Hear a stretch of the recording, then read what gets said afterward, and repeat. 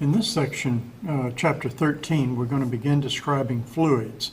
And our first section, 13.1, is simply descriptive so that we can nail down several terms that we want to discuss. In general, we have to define first what is a fluid.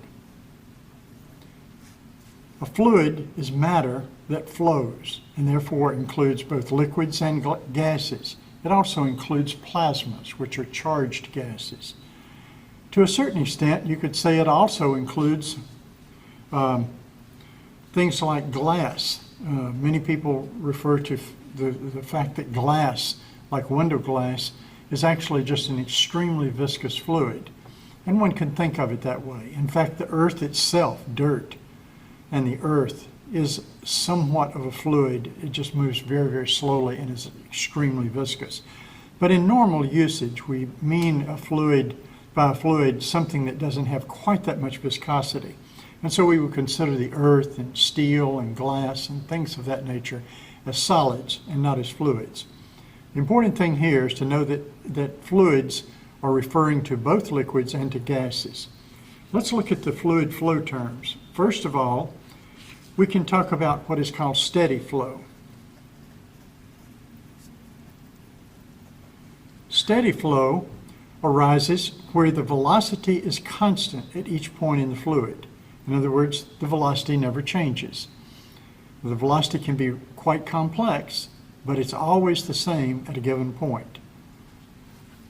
We can then talk about unsteady flow, and that's where the velocity does change. Unsteady flow.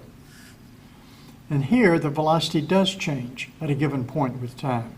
An example of that would be the normal flow in a stream where you're looking at turbulence around rocks and so forth, where the velocity may go one way and then may go another. Then we can talk about turbulent flow.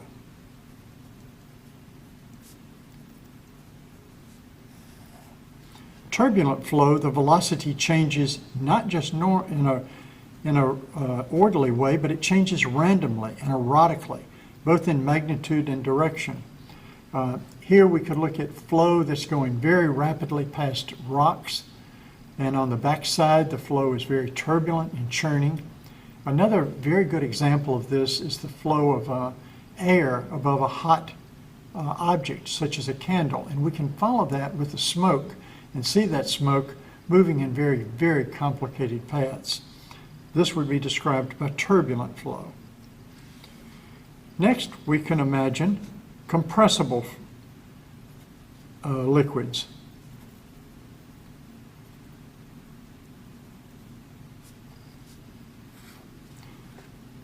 By compressible, we mean that the density of the fluid changes as the pressure changes. Well, if we look at things like water, the change in the density is almost negligible. So most fluids are very incompressible. And that is our next word, incompressible. In such incompressible fluids, the density of the fluid in essentially all liquids is constant when the pressure changes. Although there is a very, very small, almost imperceptible change or compression to even liquids, we're really referring here to fluids such as gases, where there's a very noticeable change in the volume or the density, we could say, when we apply more pressure. Another type of flow, of course these are describing fluids, not flows. Another type of flow is a viscous flow.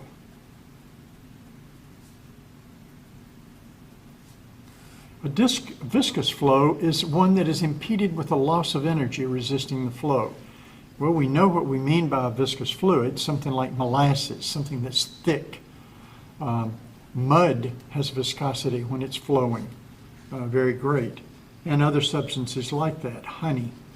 But some things like water are almost non-viscous. And such fluids we would say exhibit non-viscous flows. The flow is smooth and non-resistive with little or no energy loss. This has a lot of energy loss, very little energy loss. Next, we might describe a fluid as being ideal. An ideal fluid is a non-viscous, incompressible fluid. Water is a good example of that. It does not have viscosity and it's not compressible. And we call this an ideal fluid.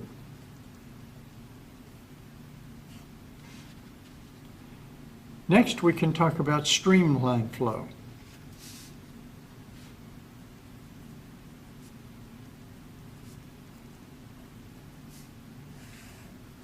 Streamline flow, and I need to first define what streamlines are.